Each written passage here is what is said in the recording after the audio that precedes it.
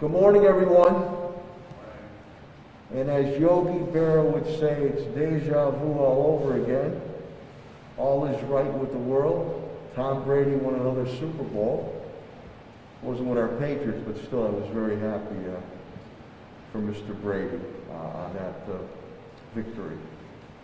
I also want to once again thank Dr. Mark Kerouac, the President and CEO of Bay State Health Systems, and also congratulate them on their continued investment here in the city of Springfield. The Hospital of the Future continues, $208 million of expansion, and we deeply appreciate that. And Dr. Robert Roos of Mercy Hospital, Trinity Healthcare, we are very, very lucky to have two first-class medical health establishments right here in Western Massachusetts, and we really appreciate that. And I want to thank Patrick Leonardo, the Director of Operations for AMR. They have been a fantastic partner in the processes of testing and vaccination, and Patrick, we deeply appreciate that. And to the media that is assembled here every Monday morning, I deeply appreciate TV and print and radio for getting this information out, and to our sign language professionals, thank you very much for being here. We appreciate that.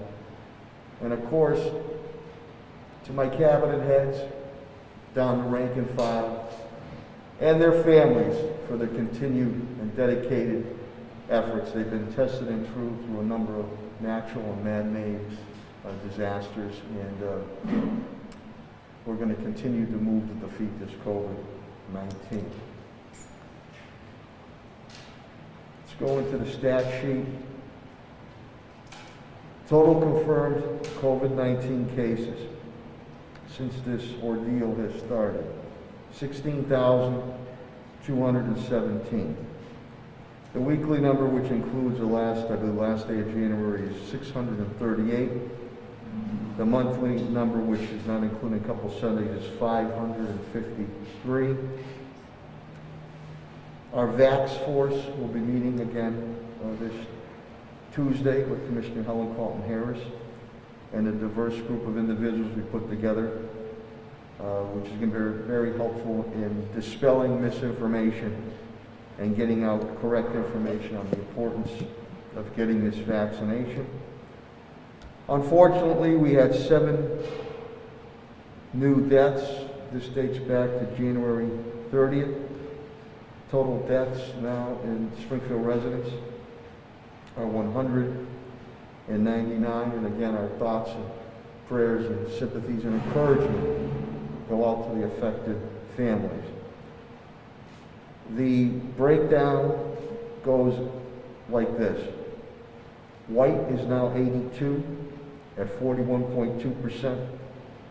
Black is at 45 at 22.6%.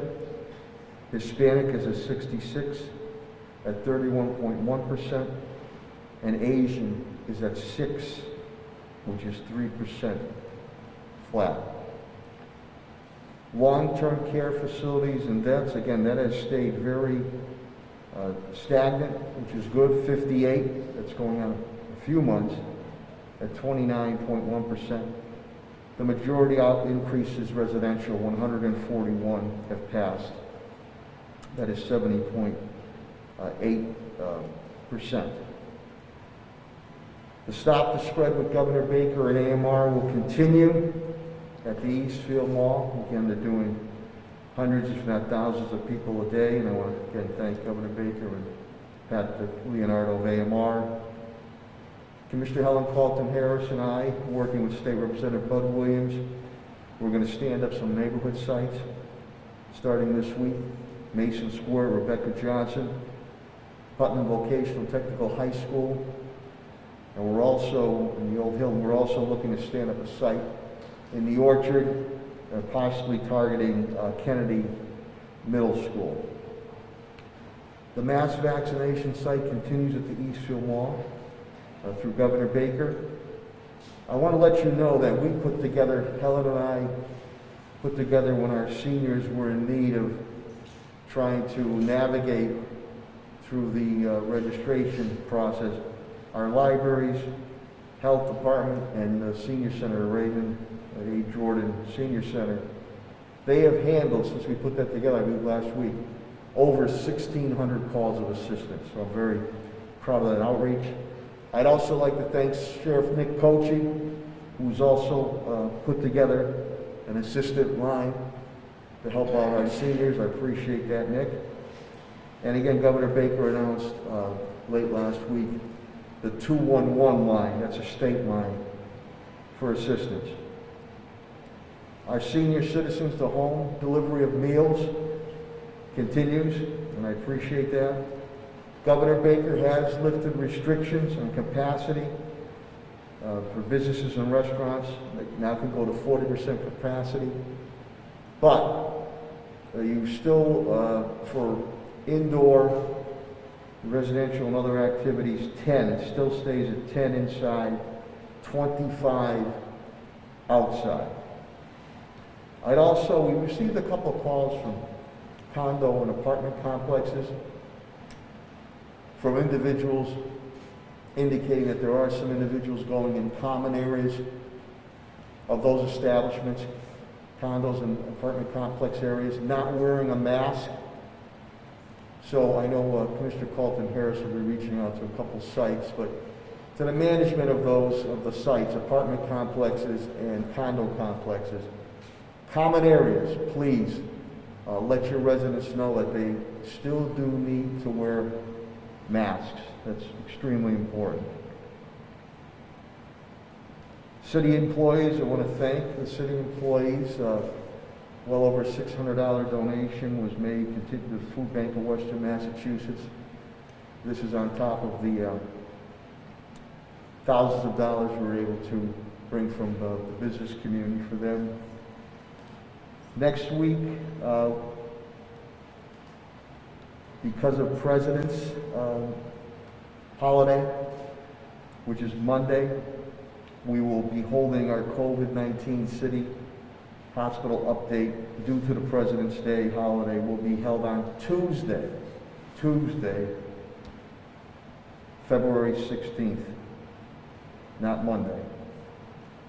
Conversations with Congressman Neal, Chairman Neal, Richie, updated me on the federal stimulus, and it seemed, obviously, the checks seem to be move forward.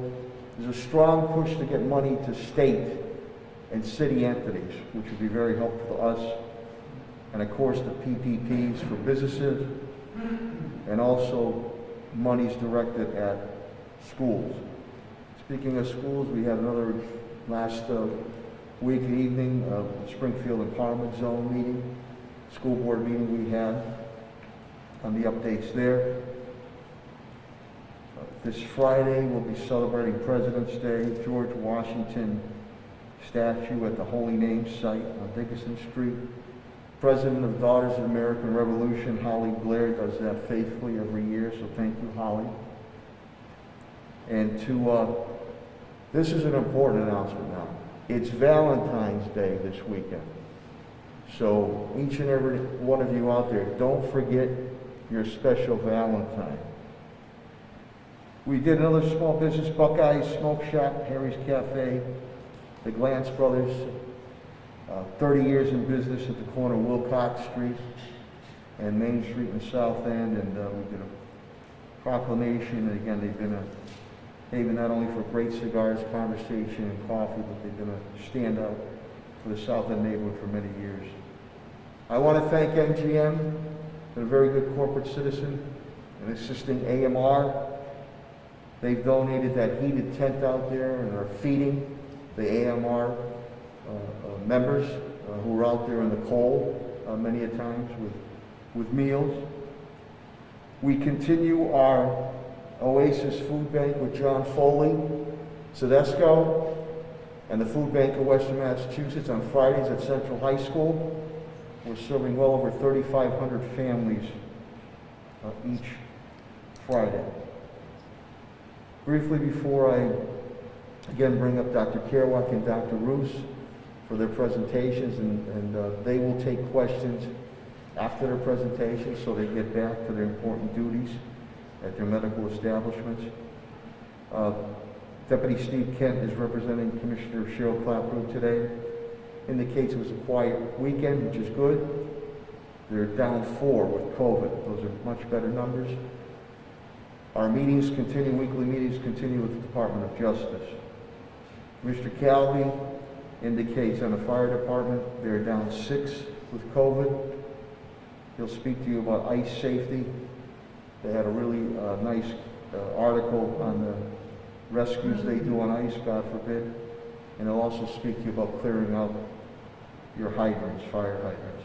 Superintendent Dan Warwick, meals, we're nearing 6 million meals served to our students and families. Breakfast, lunch, dinner, and snacks. The actual tally is 5,969,980.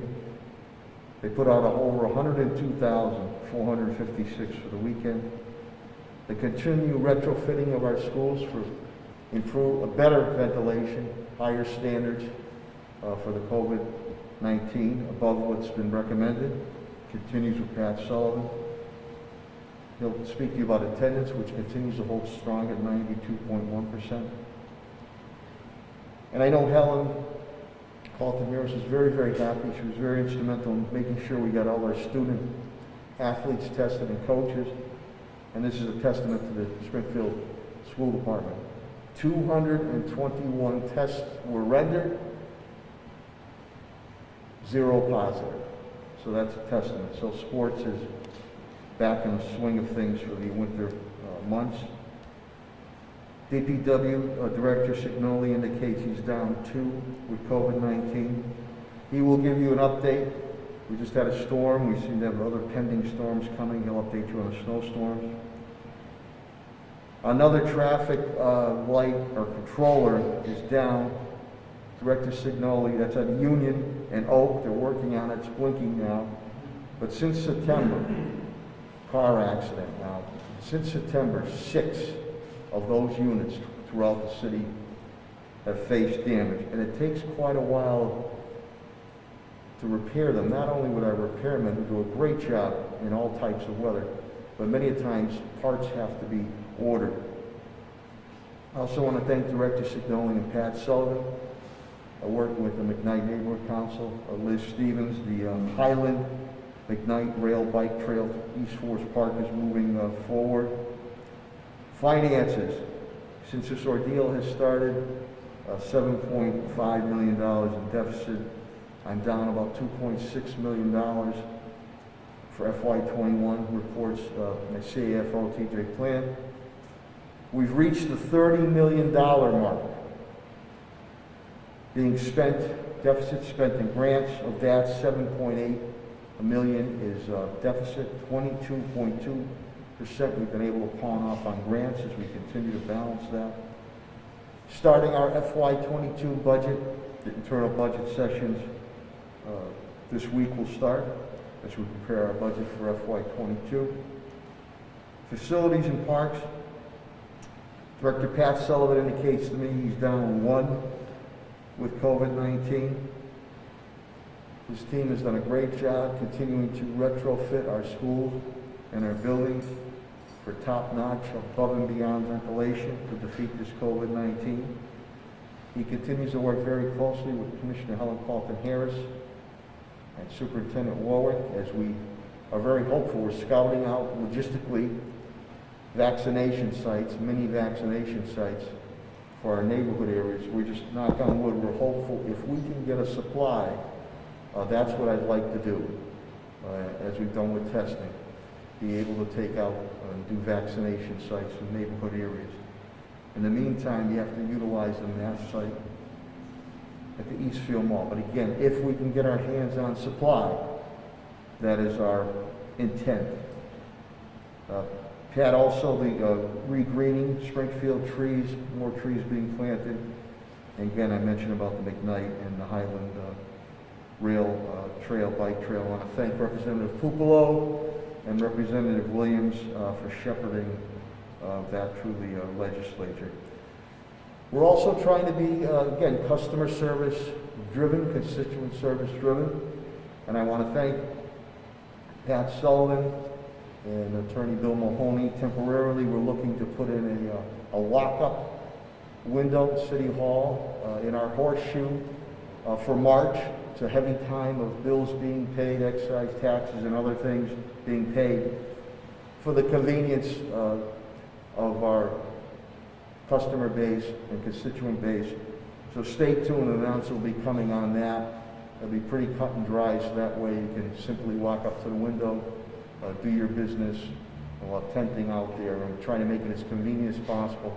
And also continue to protect and preserve our city workforce and continue to protect and preserve the residents as far as the proper distancing. So stay tuned on that. Economic Development Chief Development Officer Tim Sheehan, nobody's down with COVID-19, which is good. He'll continue to give updates as he monitors our federal and state stimulus packages. Also, he'll indicate to you on state, Governor Baker, grants that came out. A number of Springfield businesses that we have helped out locally here with the city have also received now grants from the state. We're very appreciative of that. The housing market, Director Sheen indicates to me, is holding strong. Continues to rise, 17%, up 17% again. And the median house is about $210,000. Law, HR, and Labor, Solicitor Pakula and Attorney Bill Mahoney. Law Department's down one with COVID. Attorney Mahoney updated the U.S. unemployment rate has declined from 6.7 in December to 6.3 in January. So majority of indicators point to that we're starting to move in the right direction. It's not over yet, but the swan song we're hoping is going to come very soon. But we have to continue to stay vigilant. And I think it's important that you listen to the medical information from the experts, Dr. Kerouac, Dr. Roos, and Helen Colton Harris. But again, I thank each and every one of you that are viewing us, the residents in the business community, for your cooperation, your collaboration, your patience in working together to defeat this COVID-19. Without further ado, I'll bring up the President and CEO of Bay State Health System, Dr. Mark Kerouac.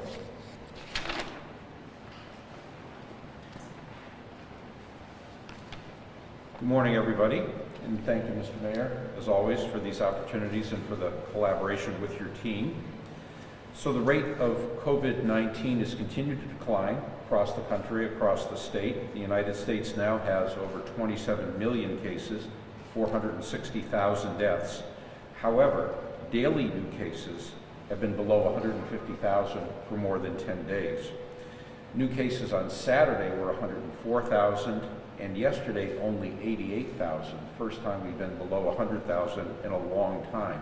So clearly the virus, in terms of new cases, is going down in the country. Massachusetts is now close to 513,000 cases, over 14,600 deaths. But again, new cases have been steadily below 4,000 a day these last few weeks. Hospitalization numbers are down about 30%, 1,450. That's from a high of over 2,200 a few weeks ago. And the test positivity rate, which is our leading indicator, continues to go down, 3.1%, one of the lowest figures we've seen in many months. And that, I believe, has been what led the governor to relax many of the restrictions last week. Hampden County is seeing declining cases, but not quite as fast as the rest of the state. As a result, we are second highest in the rate of new cases per capita, 61.9 per 100,000 population versus Bristol County, Fall River, New Bedford area, 65.7 per 100,000. So that tells us there's still a lot of virus around, and people should not take comfort from the fact that rates are declining. Bay State Health actually saw a slight uptick from last week, but we're still well below the level from around the holidays. Today, we had 125 cases across the system, 105 in our Springfield campus, 20 in our community hospitals, and only 10 in critical care. Our test rate also has been falling 5.6% most recently. That's the lowest it's been since November. So we expect that case rates will continue to fall in the coming weeks. I wanted to say a thing or two about the value of monoclonal antibody therapy. Many of you remember a few months ago when President Trump had his illness, he got access to an experimental therapy called monoclonal antibody therapy. It is a synthetically constructed antibody which is very similar to the kind of antibody people get when they get vaccine. And it causes virus rates to go down fairly briskly early on in disease.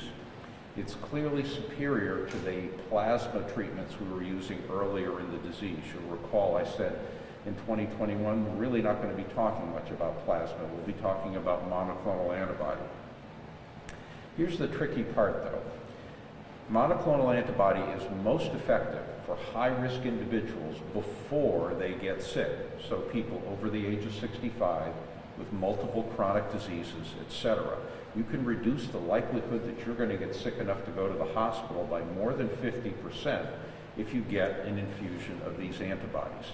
However, when people aren't feeling sick, they're not thinking about this. And as a result, in our area, we're giving much less of this than we really ought to be. And I'd like people to be thinking about this. We're going to be doing our best to reach out to patients who test positive, who are over a certain age, to let them know that this might be a good idea for them. It's a real win-win. It turns what could have been a severe case into a mild case, and it reduces the amount of burden on the hospitals and the healthcare system. So if you test positive for COVID-19 and you're over 65 or have multiple chronic diseases like diabetes, high blood pressure, obesity, definitely talk to your doctor about monoclonal antibody. Also want to say a word about these variant viruses that are in the news. These are now being tracked much more regularly in the United States these days. There is a British variant which goes by the catchy name of B.1.1.7, and we now know there are up to 690 cases in 33 states. We know this virus is more contagious than the one we were dealing with over the summer, or the one that's the most common right now. However, it is not any more severe, and the vaccines do appear to be effective. Based on its rate of rise, it's expected to become the dominant virus, in other words, outcompete the older one by March, so that's fairly quick. That's already happened in Great Britain, but it's not affected their ability to get their arms around the virus and to contain it. There's another South African variant that goes by the name of B.1.351. Only 6 cases have been discovered in 3 different states in the United States, so it's really still kind of a rarity. This one as well seems to be more contagious than the historic strain we've been dealing with, but no more severe. It made the news last week because one of the vaccines made by AstraZeneca, which is not yet available, not yet released in the United States, appears not to protect against mild disease caused by this variant in younger people in South Africa. It's not yet clear what protections there are against serious disease in older people, so the vaccine trial has been paused while they try to figure that out. Remember, the COVID virus uses RNA and not DNA as its genetic material. It creates mistakes and variants as it divides and multiplies. Most of these variants are not viable, but a few are. It's not nearly as good, COVID is not, at rapidly changing or dramatically changing the way we know the flu virus does, just because of the way its genetic structure is set up. It is important, though, for us to keep an eye on these variants in terms of their infectivity, their severity, and their vaccine resistance. The vaccine resistance, in terms of what we're looking for, it's most important to watch for severe disease. So very much like a flu shot in a typical year, which might be 50, 60, 70% effective against preventing any disease, including mild disease. It tends to be much more effective at preventing severe disease, and that's what we really need to keep our eyes on. As of right now, this is going to cause us to change absolutely nothing about how we protect ourselves with our public health measures or about our vaccine strategy. Still very early, and I would urge people not to jump to any conclusions until we have more established scientific evidence. It does point to the fact, though, that our ultimate goal in defeating this virus is global vaccination. It does us no good to vaccinate only the developed or the richest countries. Only a fraction of the vaccines that have been administered in some of the poorer countries. And if the virus is churning away, dividing unchecked, new variants are going to be popping up in those areas. And so really our vaccine strategy has to be worldwide. In terms of vaccination at Bay State, we are moving into phase 2, or have moved into phase 2, the initial group being the over 75 group, as you mentioned, as has been mentioned before. We've administered 24,000 doses of the vaccine. That includes over 5,000 first responders and over 1,200 individuals over 75 in these last couple of weeks. We are opening up sites in anticipation of increased supply. This week we're opening a site in Greenfield. This will be another one of those green dot sites you'll see when you go to mass.gov. It will only be open on Monday and Tuesday because of limited supply. We also, over the weekend, vaccinated 50 individuals at the Mason Square Health Center and are planning to have pop-up clinics at High Street and at Brightwood, our two other community health centers in inner city Springfield. We are also planning to open sites in the Quabog area, Palmer and Ware, and in Westfield. We also are planning to open a site in Springfield during the week of February 22nd at STCC, and we appreciate their work with us. For all of these sites at this time, we will be contacting our patients who are over 75. So I can't emphasize this enough. Don't call us, we'll call you. As far as our Holyoke site and our Greenfield site, those are open to anybody, but the appointments unfortunately go fast because there just is not enough vaccine to go around. With that said, we're expecting to administer 4,000 doses this week, which is roughly 1,000 up from weeks before, and we hope that that can continue. We believe that we could do 8,000 to 10,000 a week if we were given supply. Because we're aware of the increased risks for communities of color, we're allocating over 300 doses per week for our health center patients. We know that we have 1,500 individuals over the age of 75 who are among our 44,000 patients in our Medicaid ACO, which involves our health centers and caring health care. We're working with a number of efforts, including the VAX Force of Commissioner Colton Harris around special messaging for people who have vaccine hesitancy. Also working with the State Department of Public Health around some TV and radio spots about this issue. I think it's important for people to remember the trade-offs between getting the vaccine, which are sore arm and maybe in the second dose, a few hours or maybe a day of feeling like you've got a mild flu, versus the much more serious side effects, sometimes lasting, sometimes fatal, of getting COVID-19. I would urge people to consider that the more people know about science and medicine, that is to say our doctors, nurses, pharmacists, EMTs, our translators, the more excited they are about getting vaccinated. And that's something you should consider.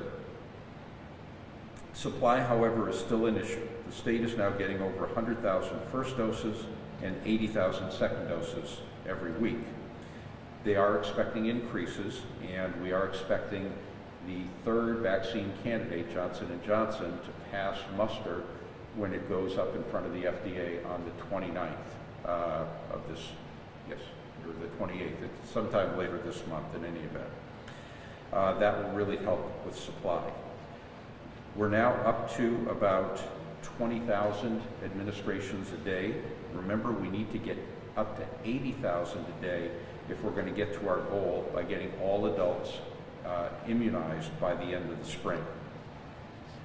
Overall, though, allocations are increasing, new sites are opening up, The rules for who gets it are getting relaxed, and we hope to have a third vaccine by the end of the month, as I mentioned. We're hoping soon to move beyond the 75-year-old group into people who have multiple comorbid conditions, or who are essential workers, which is a large group, or who are over 65. And we hope to have good uptake there. We are getting smarter, I think, about how to deal with and convey information about vaccine hesitancy. We're actively reaching out to our Bay State Health patients to assist them in navigating the website or getting appointments. And I was pleased to see the new hotline pop up, the 211 that the mayor had mentioned, as well as the efforts of Sheriff Kochi and of a number of the senior centers who are helping elderly individuals who are unable to navigate or having difficulties navigating the mass.gov website. So if your time to get vaccine comes up, please take an appointment and get a shot. Until you are eligible for vaccine, remember there's still a lot of virus around in Hampden County, even though our numbers are declining. This is no time to relax on public health measures in terms of masking, social distancing, and avoiding crowds, particularly indoor crowds. So I'll end there, and again, thank you, Mr. Mayor, for your kind hospitality and allowing us to come in front of the group each week. Without further ado, the Chief Medical Officer of Mercy Hospital, Trinity Healthcare, Dr. Robert Lewis. Well, thank you, Mayor, for your ongoing leadership and hosting these forums for us to communicate, and good morning to everybody. I hope that everyone, all the football fans at least, enjoyed some of the Super Bowl festivities yesterday, and I hope that you did do that safely. I must admit for myself, seeing 20,000 people in a stadium together certainly did give me some pause, but it is important to recognize that there are ways to celebrate all of the different things in our life and festivities in a safer way. We do that, of course, with masks, with keeping distance, and with not sharing indoor space or food with people outside of our household whenever possible.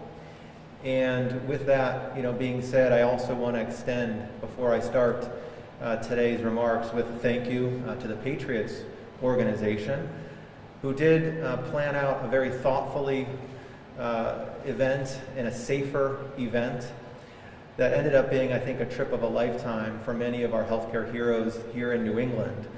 And there were a couple of our colleagues from Trinity Health of New England who were selected to be part of a trip to go down and watch the Super Bowl yesterday. Matthew Bluen, a nurse from St. Francis Hospital in Hartford, and our own Sherry Rodriguez, a respiratory therapist at Mercy Medical Center. They were part of a select group that were fully vaccinated and masked and distanced and flew down to Tampa Bay on the Patriots plane as one of the healthcare heroes here in New England. So thank you to the Patriots organization and Robert Kraft. It was certainly not a typical situation, but one that was well deserved for people that have been the true heroes throughout this year. As it was discussed last week and also again today, fortunately the trends that we've been seeing in terms of the numbers of new infections, hospitalizations, and deaths due to COVID at a national, state, and local level are continuing to move in the right direction. The rate of decline of the average number of new cases across the country has been the steepest and most significant since the beginning of the pandemic. It has dropped actually over 50% since the peak on January 8th here in the United States. Hospitalizations have decreased by over 30% during that same time period, and the number of deaths, of course, far lower than they were at their height, over 4,000 per day previously. In Massachusetts, that trend has been similar. As discussed, the average number of new cases per day has dropped and is about 70% lower than the peak was on January 8th as well. The hospitalized cases down to under 1,600, 35% lower than the peak. And we have been under 2,000 hospitalized cases per day now for the last week, which is the longest it's been during any stretch since before the Christmas holidays. At Mercy Medical Center, we have seen a declining, although it's been very slow, number of hospitalized patients over the last week. So it may be a bit of a plateauing. As of this morning, we have 22 hospitalized patients with COVID, and we do have 6 of those in our intensive care unit. So only down a little bit from the 24 that we had last week. Our test positivity rate at Mercy does remain higher than the state average. It remains at 7%, which is largely due because of the fact that we're not doing as much broad-based screening perhaps as some other areas and some other testing centers throughout the Commonwealth. But it has significantly come down from what was back up to 13% pretty regularly about 4 to 6 weeks ago. So we are still seeing that and are encouraged by all the trends that we're witnessing at this point. It certainly is showing that we are seeing the impact of a successful vaccine, as we are seeing less hospitalized cases and less deaths. But it is still notable to be reminded that where we are now in terms of total numbers of cases per day, hospitalizations and deaths is still far above across the country where we were even at the peak of our first and second waves. 106 million infections across the globe, with 2.3 million deaths, more than 27 million infections here in the country, and over 460,000 deaths. We still do have one of the highest cumulative case rates in the United States and one of the highest death rates per population. And as Dr. Kerouac mentioned, the new variants that we've been talking about for the last month or so are still something to keep an eye on. Certainly not something to raise significant alarm, but something for further investigation. This weekend, a study was published, not yet peer-reviewed in a journal, but researchers in California did report that they are seeing evidence that the B.1.1.7 variant that is found in the United Kingdom, there is evidence that it has been doubling at a rate of about every 10 days. It's a very, very small sample of positive cases that were looked at from December into January, but it does at least confirm that the modeling that the CDC did several weeks ago puts it on pace to be the predominant strain here in the United States in March without any other major mitigating efforts. It was also mentioned the decision on behalf of the South African government to pause the use of the AstraZeneca vaccine as they continue to look at the effectiveness of that vaccine against the strain that is found there, B.1.357. And so all in all, there is still a lot that we don't know about the variants. There's a lot that we must continue to look into and investigate. But more than anything, the message remains, and I completely agree, for us all to just continue to maintain our caution, to adhere to our public health guidelines that are effective against any of the strains of coronavirus, and most importantly, continue to escalate and push for a quicker vaccine campaign. By all accounts, the vaccines are safe, they are effective, and they are, right now, reducing moderate to severe disease. And that is the outcome that we are most interested in. Across the country, we've administered about 42 million doses of the 60 million that have been distributed. When you break that down, it's about 32 million first doses and about 9.5 million people have received both. That's about 11%, 12% of the population across the country having received a dose, and about 3% or so that have received both and are fully vaccinated. Of course, we know there are millions and millions of other people that have some level of natural immunity due to prior COVID infection. And as the vaccination campaign has been focused on those that are most at risk, this is accumulating evidence that it is a contributing factor, certainly, to the positive trends that we've seen over the past several weeks, particularly in the reduction of hospitalized cases and deaths. From a country perspective, the countries that have had the most robust vaccination campaigns, Israel is often cited as an example, have seen pretty dramatic declines, even in the weeks following vaccination for specific age groups of individuals. And so here we must just continue on the path that we have set and escalate it as quickly as we can. The good news is now that the Johnson & Johnson vaccine is being reviewed by the FDA, and there will be a decision later this month. We should expect to have another vaccine available here in March and with increasing production in the months to follow. Both Pfizer and Moderna are also looking at ways that they can increase production, which would be very helpful by perhaps adding more doses into each vial or by bolstering up production in facilities. And here in Massachusetts, we've started to see the rate of vaccination pick up, a promising sign. As of yesterday, about 755,000 doses in Massachusetts had been administered, tracking very closely now to the overall national rate, about 11% of people having received a vaccine and probably a little over 3% now fully vaccinated. The number of vaccines has gone up, as was mentioned, about 150,000 per week or 20,000 per day, and right now the state is really going to be focusing on ensuring that sites that are able to utilize a high percentage of the vaccines given to them will be the ones to receive more. And if there are sites that are not utilizing as much vaccine, that it will be the distribution will be shifted to those that are using more than 85% of their vaccine each week. So we are in a period now where the infrastructure is starting to expand more rapidly. More sites are opening up, more appointments are opening up, and the focus is really going to be on getting more vaccine supply to match up with that infrastructure so that we can really push and accelerate the campaign. We are continuing to vaccinate individuals that are in phase 1 or those in the first category of phase 2, meaning individuals 75 or older. We are still waiting further guidance from the state regarding when and the timing of we will move into additional categories in phase 2. At Mercy Medical Center, we have now provided over 5,300 vaccinations. Over 1,700 individuals are fully vaccinated. We schedule about 800 to 1,000 per week, both accounting for first and second doses. And if you are eligible in one of the categories in phase 1 or somebody who is 75 or older, you are able to look for available appointment dates and times online at any time now at www.trinityhealthofne.org/mercy-vaccine.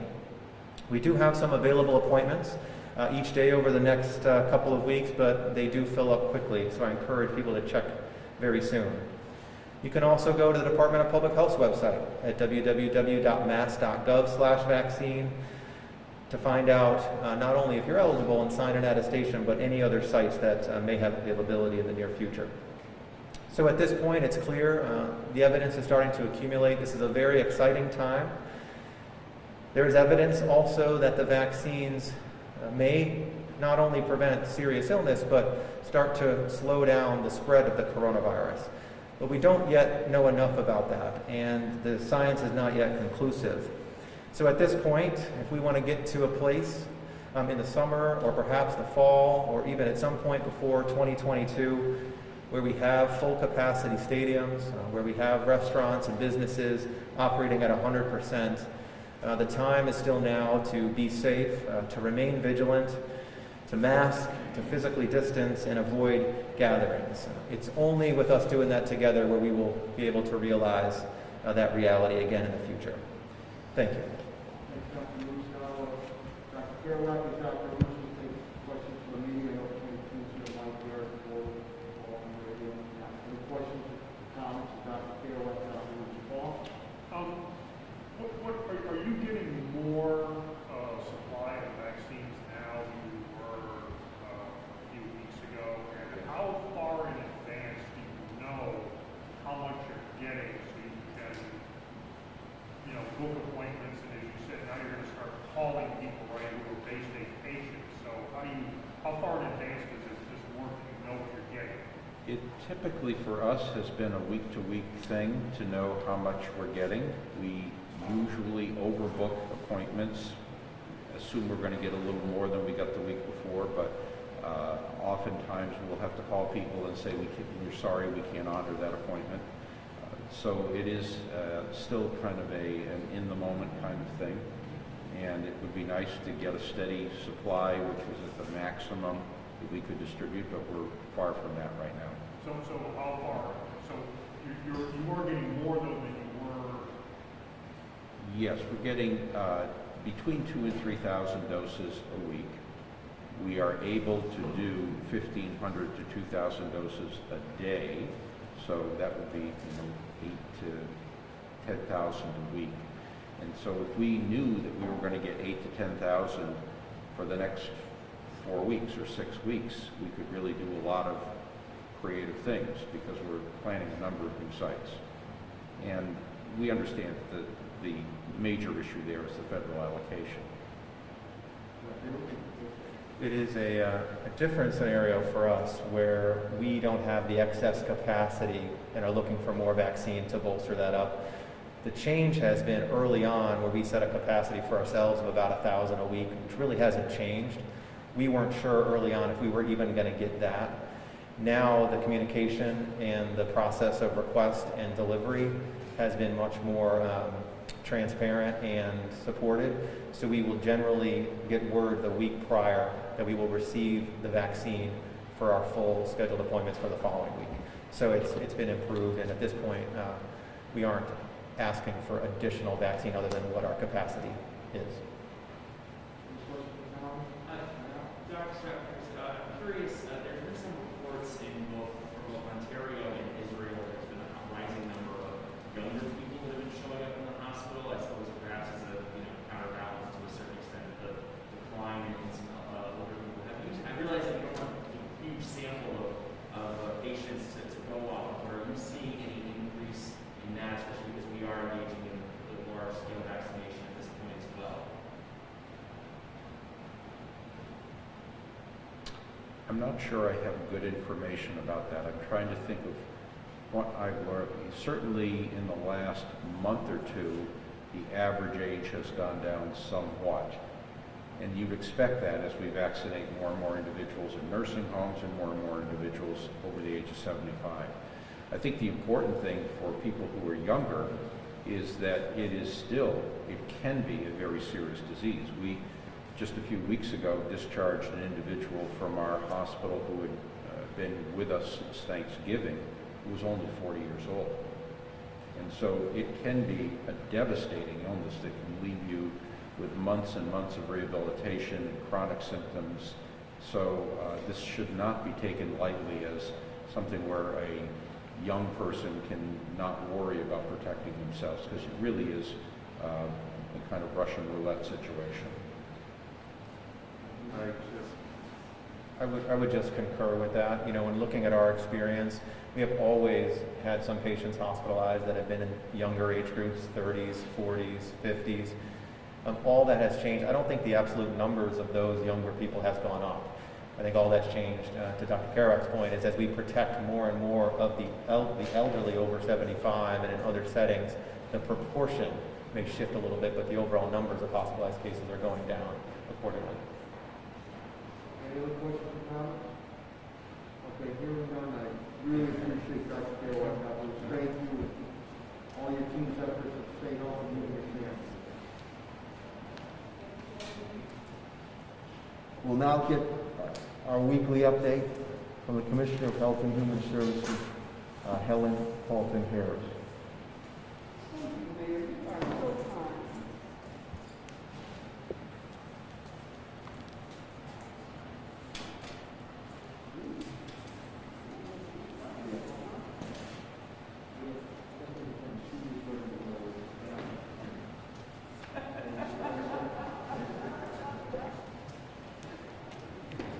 Teamwork. Thank you very much, Mayor, and thank you, Deputy. It does take teamwork to make the dream work, and so I appreciate your helping me with my slides. So thank you very much, Mayor Sarno. We want to I want to start by thanking Bay State and Mercy Medical Center for their partnership through this COVID-19 pandemic, but also what they're doing locally to make sure all of our residents are informed and up to date. So thank you to both of those amazing hospital systems. I'm going to start with the confirmed cases of COVID-19 in the city of Springfield, January 31st to February 6th.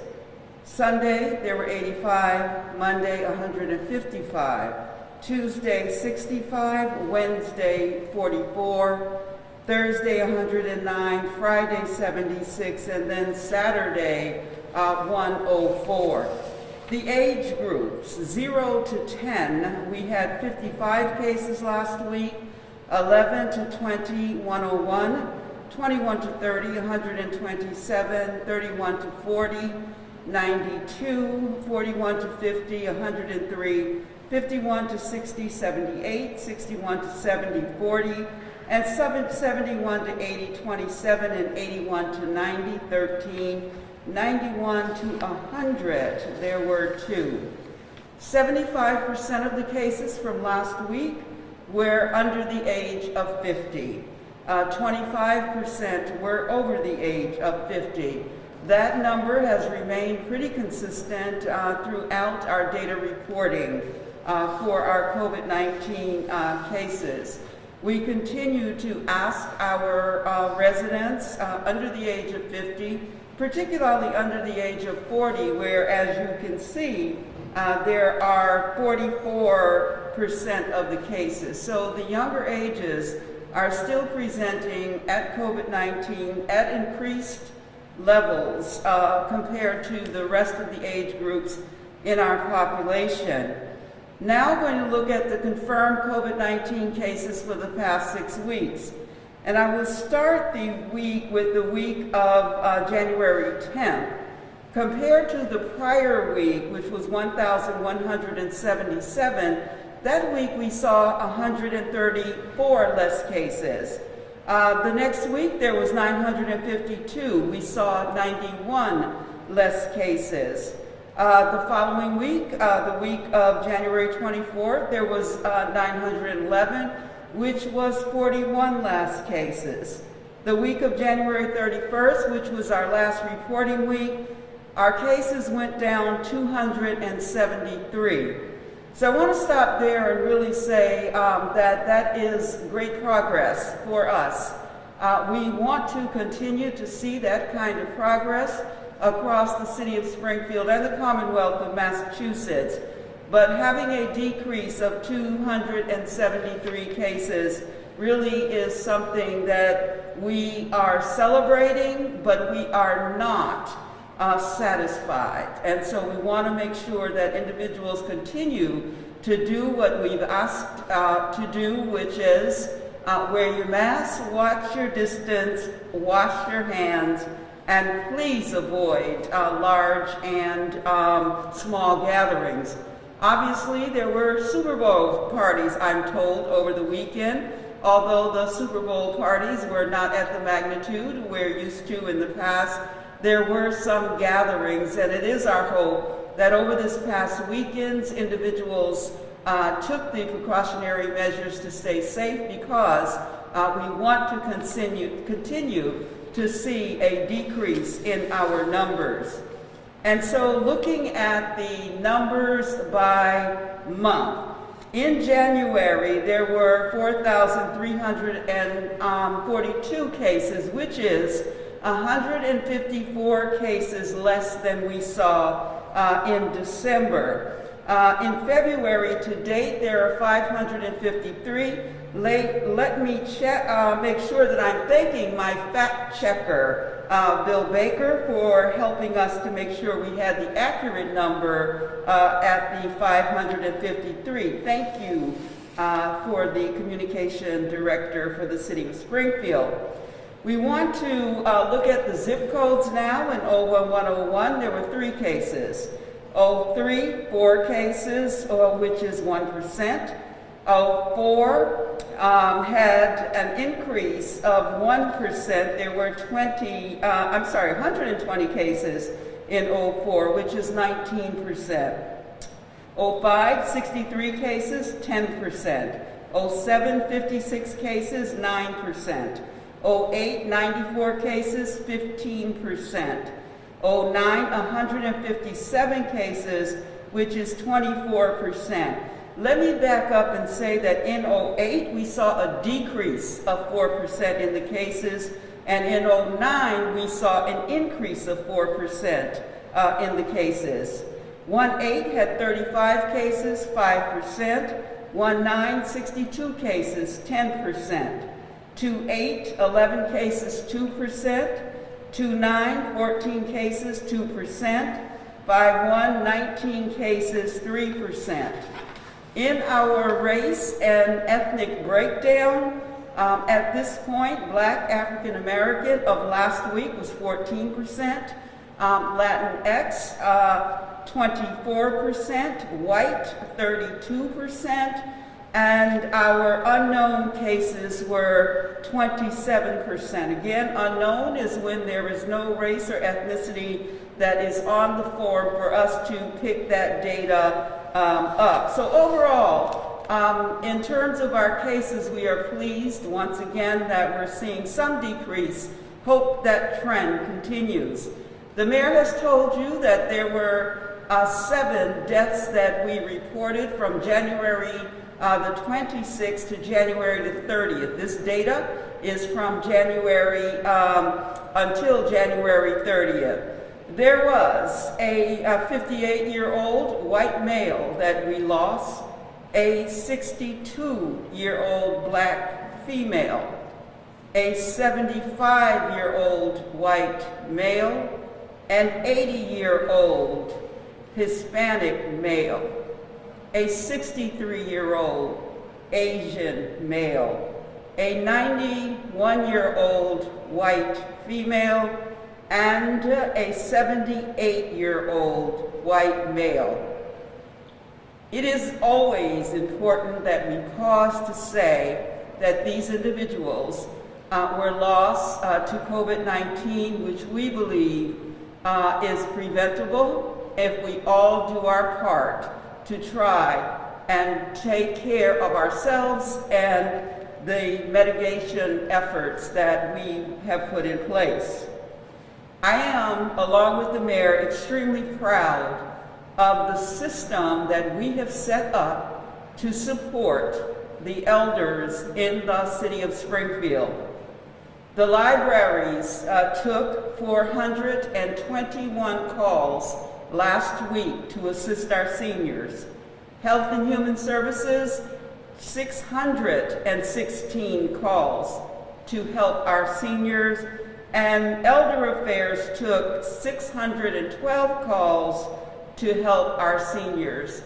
1,649 individuals over the age of 75, and that's important, were assisted by the staff of those 3 departments.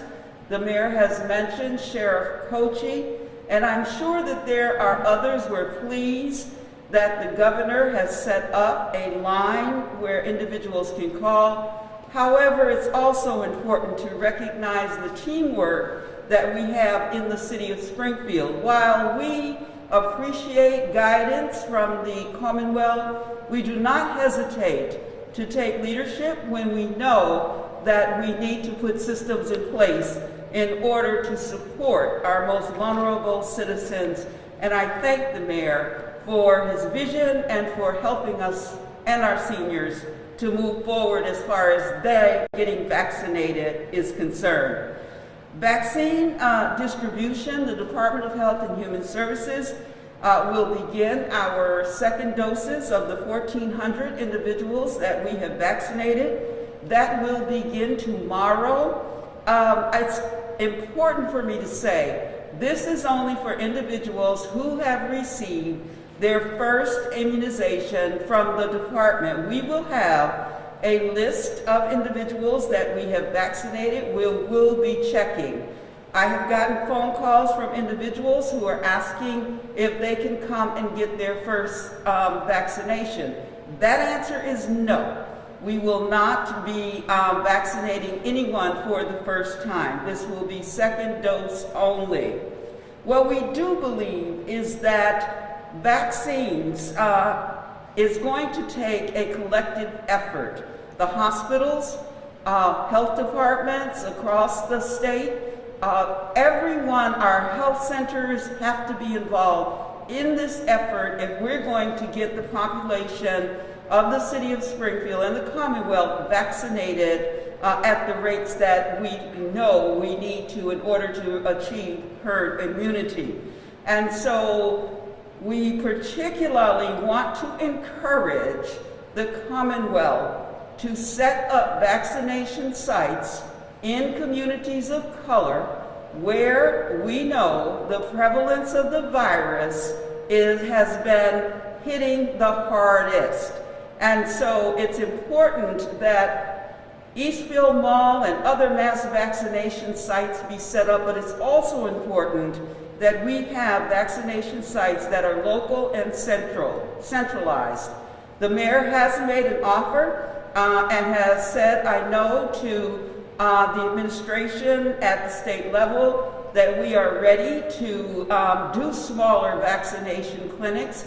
We will not be able, because of capacity, to do large ones, but we do believe that on a rotating basis, we can reach neighborhoods along with our health centers. And so we promote and ask that communities of color and those areas in our city where we have a high poverty rate be prioritized and be considered as we get additional vaccinations.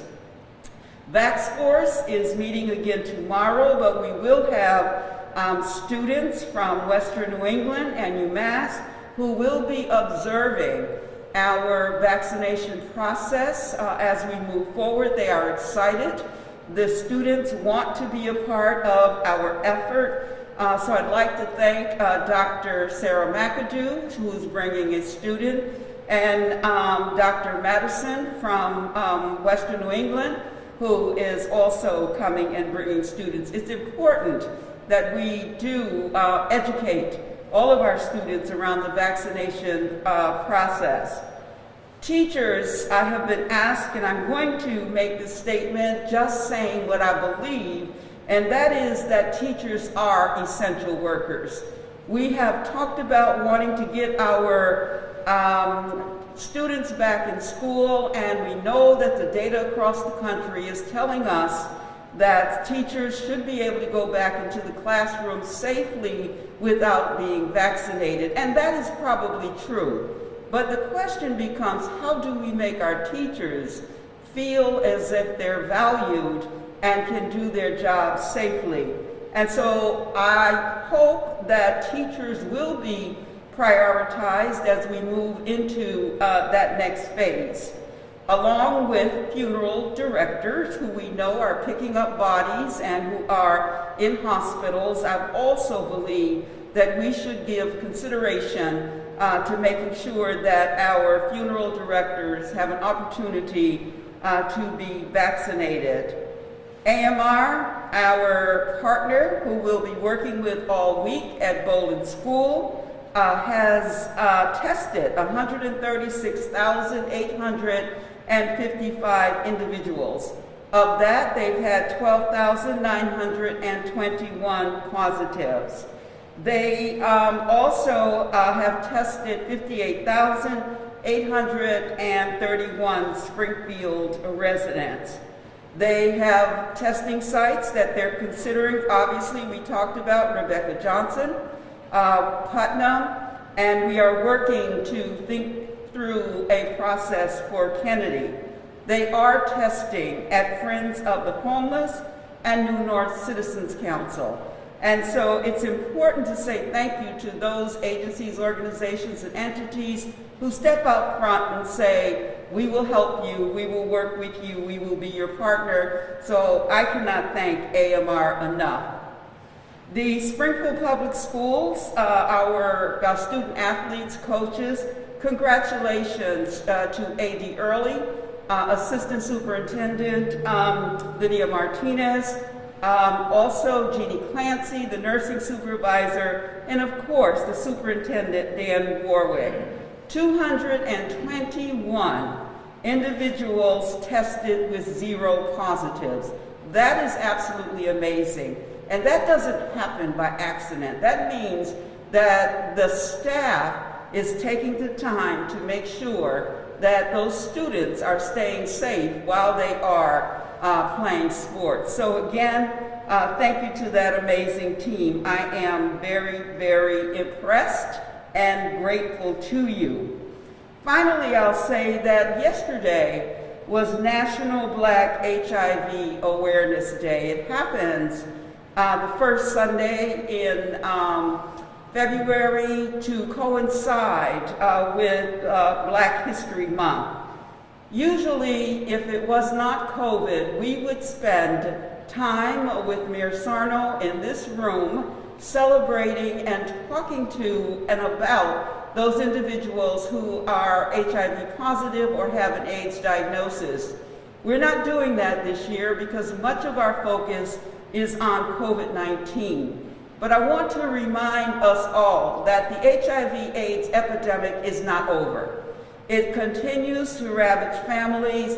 Individuals continue to get sick on medication. It is not the fatal disease that we dealt with in the 80s and 90s. People aren't dying at the same rate, but people continue to be infected by this virus. And so this year's theme is Let's Stop HIV Together. And I do think that it's very important that we understand that on some levels, coronavirus has taken over much of our public health systems. We're still dealing with an opioid crisis, mental health disorders, substance use disorders, gaming in terms of individuals addicted to gaming. Nursing is still dealing with tuberculosis and other communicable diseases. Environmental health is still having to deal with all of their work. Recreational marijuana is a challenge for some of our young individuals, and gun violence. I say that because these public health issues have not gone away, even though COVID is here. And I just want to make sure that as we're thinking about National HIV/AIDS Awareness Day on February 7th, that we certainly understand that there are a realm of public health challenges that continue to face us. We will be here to try and provide information, and the department, my Department of Health and Human Services, continues to do that. So I want to thank the Department of Health and Human Services. I want to thank our nursing staff. Thank you to AMR. Thank you to the cabinet of the city. We work well together. I am so appreciative of that, and certainly to the leadership of Mayor Sarno. Thank you. Thank you, Commissioner Carlton-Harris, very much. We'll now get the public safety update of this COVID-19 hospitals information, and I'll bring up the Commissioner, Fire Commissioner of the City of Springfield, Bernard B.J. Calvin. Good morning, everybody. Thank you, Mayor. This week at the fire department, we have 6 people out with COVID or COVID-related symptoms. We have 1 positive case and 5 other members awaiting testing and the results to come back. On the safety front this week, again, I'm going to stress to everybody, be careful out on the ice. Be careful around waterways. You may think the ice is safe. It is not. If you get out there, you will possibly break through and fall in. Also, be careful if you're walking around the waterways. The ice can pull away from the bank, and you could slip under and get trapped under the ice that way as well.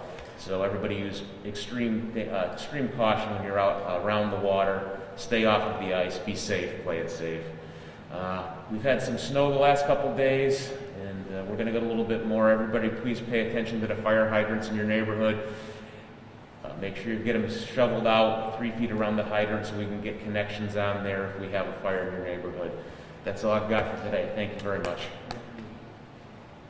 Thank you very much, Mr. Calvi.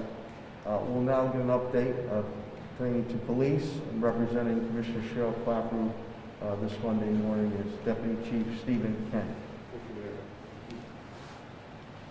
Good morning.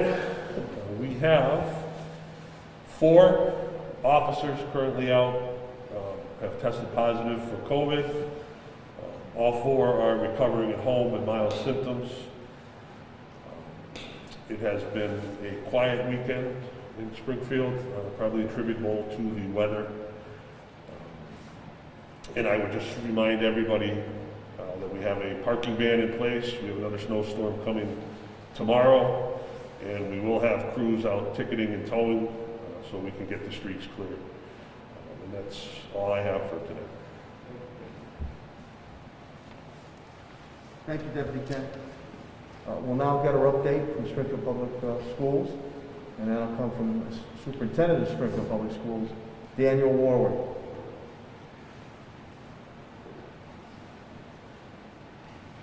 Thank you, Mayor. Good morning, everyone. So today, as the Mayor said, we're very proud of our team at the Springfield Public Schools and Sodexo, given how food insecurity has been an incredible issue during this pandemic. We're going to have provided 6 million meals for the families of our students here in Springfield, and incredible effort, 102,456 this weekend. And as of Friday, we were at 5,969,980. So that effort goes on. We have 18 sites in the city of Springfield, and that's gone very, very well. As we continued our remote learning, we found a way to get the meals to our families. So I'm really proud of our staff. Talking about attempting to reopen schools, this spring here, trying to get some of our students in March 15th, our high needs SPED, our SLIFE students, our ELL students, and some of our VOC students, and some of our regular groups coming back April 12th. So that would be pre-kindergarten, kindergarten, grades 1, 6, 9, and 12. So we're working on planning to do that now, and meeting with the union to conduct a complex set of negotiations to effectuate that occurring. While we're doing that, I've been working very, very closely with Pat Sullivan at Facilities and the mayor. And the mayor has put up $1.4 million to improve the HVAC systems in a lot of our buildings. And a very complex piece, because some of our buildings we're using were built in the 1800s. So a lot of complex work. We're really making tremendous progress on that. And that's going to help us in the future have healthier buildings for our students during flu season and so on. So that work is coming along very well. And we anticipate that being completed in all of our buildings prior to our kids coming back into school. Flu shots, just a reminder, again, for families to get the flu shots. We're not mandating them anymore. We're strongly working with our health department, our health commissioner, encouraging people to get those flu shots. Winter sports, we've been able to restart the winter sports. And, as our health commissioner said, who's been working with us since the beginning on the sports program, it's gone very, very well for our kids. And with 221 students and staff tested, 0 positive. So we've been able to keep the sports program going, and the next season we'll be talking about is what we call Fall 2, and football will be in that season. And given our track record, we're going to be bringing that forward to the school committee to take a look at. But with this testing that Helen helped us put in place, it's really been a nice precaution. And our kids obviously are listening to their coaches, and they're not going to gatherings so they can stay eligible and play, knowing that tests are coming, and that's gone very, very well. So again, very, very thankful to our health commissioner, who's just been part of our team constantly on this, and my team, AD Dwayne Early and Lydia Martinez, and our nursing supervisor, Jean Clancy, for making that a success. Also very, very proud of our teachers. Our attendance has stayed at 92.1%. Almost incredible given what we faced since the beginning of the school year. So it's only 1.4% off our normal attendance. And it speaks to the teachers, counselors, principals at the schools, how they've reached out to families, kept everyone involved, and are doing an absolutely fabulous job during this remote learning time, making sure we make the best of that. And again, what helped us with all that is, again, the mayor's support stepping up to make sure we had the technology we needed. And again, all the technology and facility improvements have come out of the mayor's side of the budget. We have not laid off any employees, so we've been able to keep all of our teachers in place, our paras in place, so that we can provide quality services to our kids. So I'm very, very grateful for that. Thank you.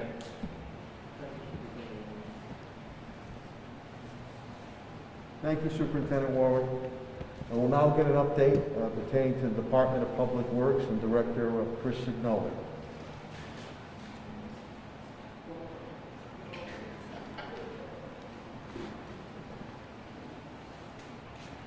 Mayor, thank you very much.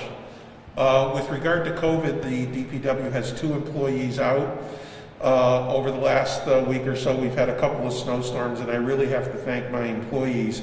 Both of the events that we had, last night as an example, started at 5 o'clock, finish at 6 o'clock in the morning, and then our employees go to work. They do their regular day. So it is not just working overtime, you're working 12 hours, then coming in and doing your 8-hour work. We are in an extremely snowy pattern right now. It looks like a 4-inch snowstorm for tomorrow, 4-inch snowstorm for Sunday. And the forecasts have been changing a lot, but it looks like we are in a very, very big snowy pattern right now. Traffic controller, as the mayor said, Union and Oak Street, it's the 6th one, I believe, since the end of the summer. These are very expensive and extremely time-consuming, so we will have that in flash and get it taken care of. I want to definitely thank the mayor and Helen. Our employees will be getting their 2nd dose of vaccines this week.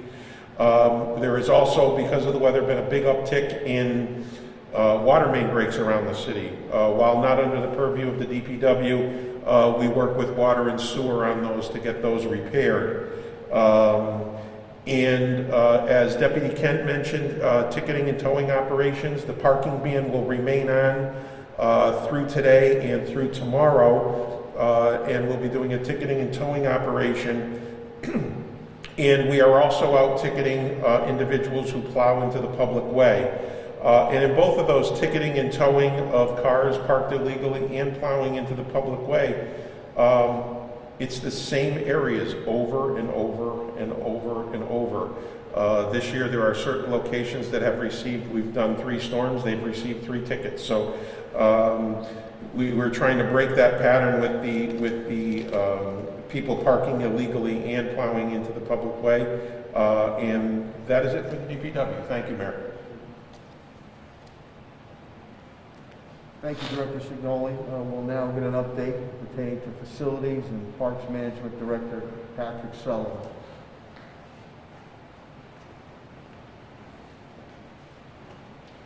Thank you, Mayor. We have 1 out with COVID. Our schools continue to be on target for HVAC upgrades.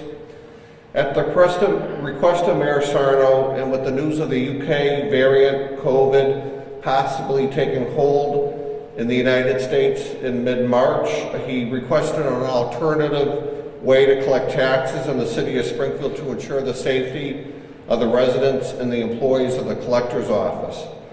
We worked with TJ Plant and his team and found that probably the best way to do that was to retrofit 3 windows on the ground floor.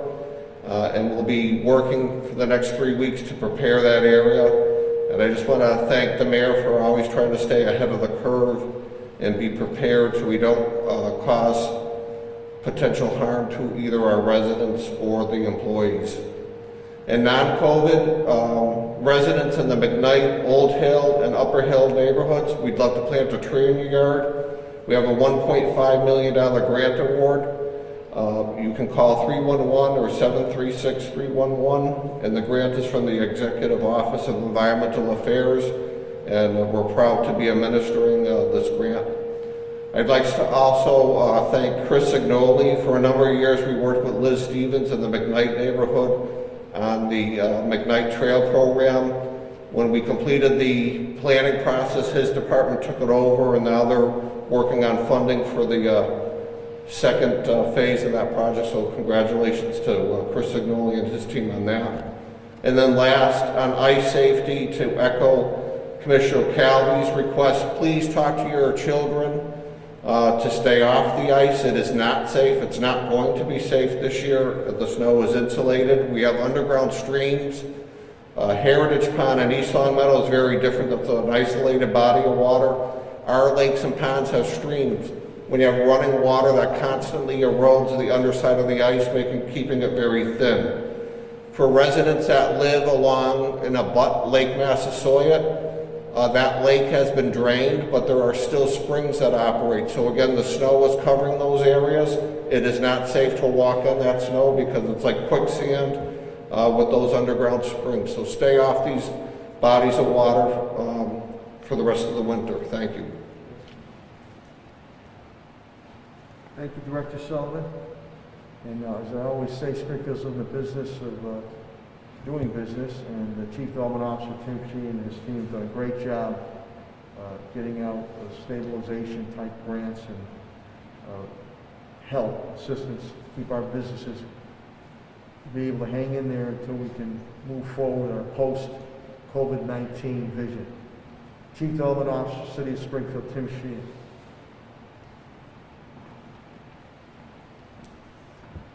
Thank you, Mayor. As the Mayor indicated, there were a number of local businesses that received awards from Mass Growth Capital in terms of grants. We are very pleased to see that. We continue to monitor the Biden COVID relief package as it makes its way through Congress. As vaccines become more available to the public, it's a good time to take a look at the current economic indicators and what they suggest as we move forward.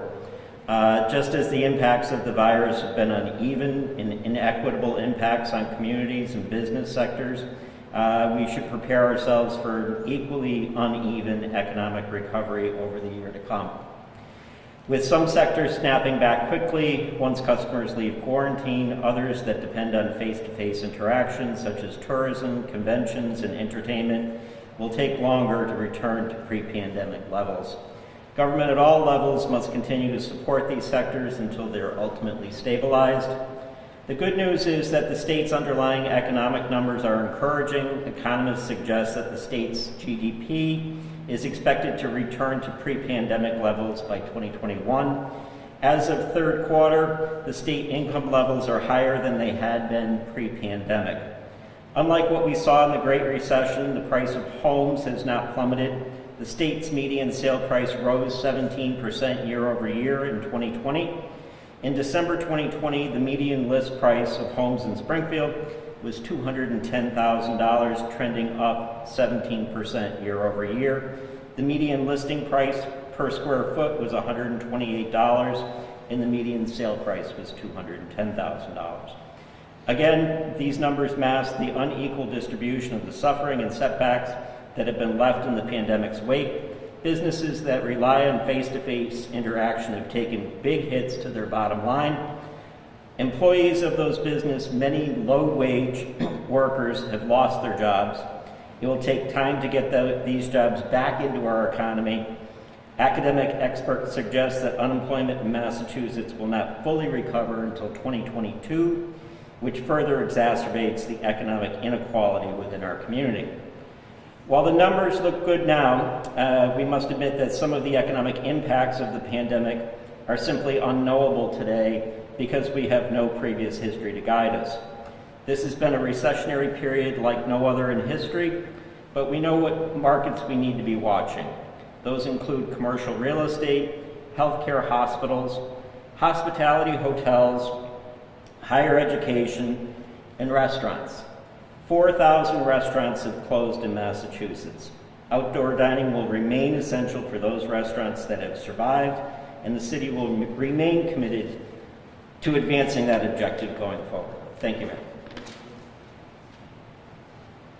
Thank you very much, Director Sheehan, and I also want to thank City Solicitor Pakula and HR Labor Director Attorney Bill Mahoney and CAFO TJ Plant give me their updates on our early morning cabinet and meetings standard on that, and you were updated earlier in my presentation. With that, I'll open it up. Any questions or comments pertaining to my cabinet heads or myself? Okay, hearing none. Go ahead, Matt. Question for Colin. Okay.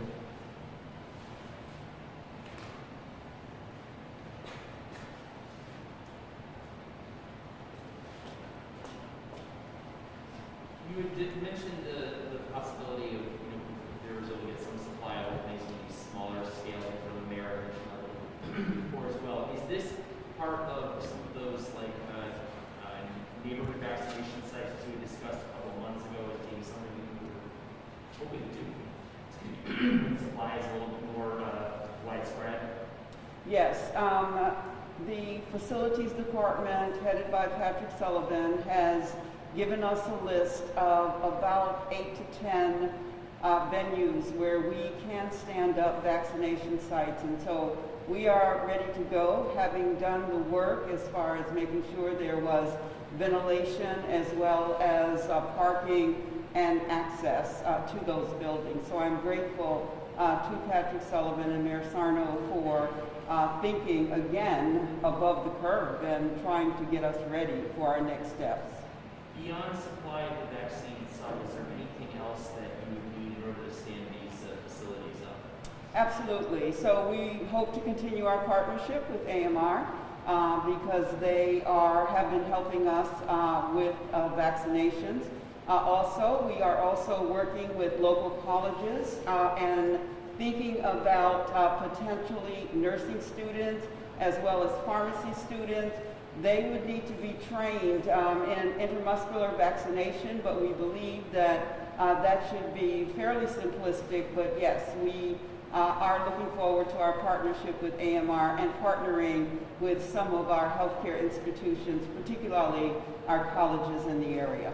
If we, and this seems to be a possibility, we know that like Johnson & Johnson's vaccine is going to be instantly plentiful, but it should be relatively soon, and I imagine that'll have a lot to expand availability.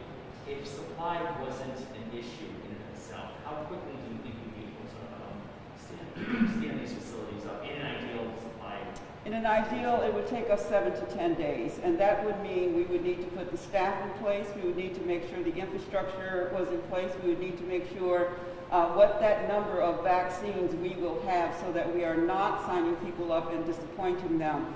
And so logistically, there is information that we would need, but certainly I think Bowling School, it took us probably 7 to 10 days to stand that up, and I think that it would be the same. I should say I have not reviewed all of the sites. I'm comfortable because our facilities department has, and so prior to standing up the site, we would do a brief tour just to make sure logistically and we were ready and our infrastructure was concrete.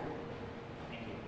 Well, while you're up there, just to follow up on that, have you had any indication from the state health department that they will be amenable to giving you vaccines to do these neighborhood clinics? Because right now they seem focused on distributing to these large-scale sites. There are apparently going to be a couple more large-scale sites announced. Have they indicated that they are willing to work with the city on these neighborhood sites? I am confident that the state will be willing to work with us. Right now, their focus, though, is to get as much vaccine into arms as possible, and they see the mass vaccination sites as that venue. You heard Dr. Kerouac talk about having done 50 at one of the health centers, and so there are some smaller initiatives happening, but right now, I believe at the state level, the focus is how quickly can we get vaccine in as many people's arms as possible quickly, and that becomes the mass vaccination sites. I should say, I have heard from so many individuals who want to assist in setting up vaccination sites across the city. Those who work closely with communities of color, those who work closely with our outer belt communities and civic associations. So I think there is really a lot of individuals wanting to work to stand up smaller vaccination sites. Thank you. Helen and team have done a great job. We're ready to roll, and I think we have a proven track record. I have voiced that to Governor Baker, Lieutenant Governor Polito, about we'd like to get our hands on our own supply to do vaccination sites. Helen's very important point she puts across. There must be a systematic approach of information being put out, deciphered, tracked, and communication to help individuals who need answers to certain questions or how to traverse a system. The other thing with the logistics of the areas we look at, depending on the continued new vaccines, for current vaccines is refrigeration. So Pat Sullivan will always make sure on the refrigeration site there's a generator, God forbid, on backup. That is our goal, as we said we would do with testing, working with our valued partner AMR, and we've done it. That still is my goal and Helen's goal, to get into, we've looked at, I think, at 10 logistical sites throughout our neighborhoods, the city, and try to do targeted vaccinations. Give me the supply, I have the team, well-tested team, to get it done. So I think, as Helen indicated, the Governor and Secretary Sutters, Lieutenant Governor Polito, their main thing is those mass vaccination sites right now. Get as much into people's arms as they can. I also think with President Biden and Vice President Kamala Harris, they're laser focused on this COVID-19. That's key. So they're going to continue to diplomatically twist arms to the entities that are making this vaccine, to produce these vaccines in a much quicker pace, and to look at new vaccines coming in. So give us the supply. We'll take care of our Springfield people as we always have and always will. Any other questions or comments? I want to thank, you know, it's been almost a year since we've been doing these Monday briefings and cabinet head meetings. In the early days, I think I see all my cabinet heads shaking their heads. We were meeting every morning, sometimes on weekends too, and I'm very thankful to them. We're getting there. There is progress. And I think the balancing of the testing and the vaccine coming out, being proactive in public health prevention methods is paying dividends. And I know it's been very aggravating and very frustrating, but you're part of the team. Each and every one of the viewers, listeners, the reading public of print publications, you're part of the team. And I deeply appreciate your continued efforts to work with us and your patience and understanding, as I do my cabinet heads all the way down the rank and file. I can't say it enough. Tested and true to a number of natural and man-made disasters. Next week, in the honoring President's Day, which is Monday, February 15th, we will not have our press briefing. We will have the press briefing Tuesday, February 16th, with Dr. Kerouac and Dr. Roos and all my city cabinet heads at that point in time. In the meantime, I wish each and every one of you and your families good health and encouragement. We will defeat this COVID-19. Now go out and have a great day, good health, and God bless. Thank you very much.